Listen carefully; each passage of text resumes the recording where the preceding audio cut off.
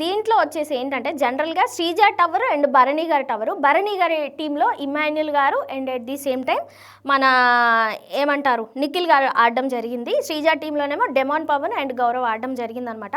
అబ్బబ్బబ్బబ్బబ్బా! డెమాన్ పవన్ ఆడాడు. First time నా కళ్ళకి నచ్చాడబ్బా! ఇన్ని టాస్కుల్లో నచ్చలేదు అంటే కూడా చాలా చాలా రకాల రీజన్స్ ఉన్నాయి. బట్ డెమాన్ పవన్ ఏ టాస్క్ ఆడినా బాగా ఆడతాడు, ఎఫర్ట్స్ పెడతాడు, గాయాలు తగిలినా విన్ అయ్యే ఛాన్సెస్ చాలా ఎక్కువ ఉంది.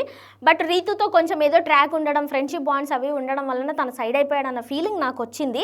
బట్ ఇక్కడ కట్ చేస్తే డెమాన్ పవన్ ఆడిన విధానము చేతులతోనేమో ఇమ్మాన్యుయల్ గారిని, కాళ్ళతోనేమో భరణి గారిని, అంటే వాళ్ళిద్దరితో పోలిస్తే కొంచెం పర్సనాలిటీ అనేది చిన్నగానే ఉంటుంది.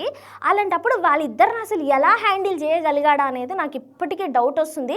చాలాసేపు నేను లైవ్లో చూసినప్పుడు కూడా చాలాసేపు హోల్డ్ అయి పెట్టడం అయితే జరిగింది. అండ్ నా ఫీలింగ్ ఏంటంటే డెమాన్ పవన్ రీతుని పక్కన పెడితే హైయెస్ట్ టాప్ మోస్ట్ కంటెస్టెంట్ అయ్యే ఛాన్సెస్ ఉందనేది అయితే నాకు అనిపిస్తుంది. అండ్ నిన్న శ్రీజ కూడా టఫ్ కాంపిటీషన్ ఇచ్చింది.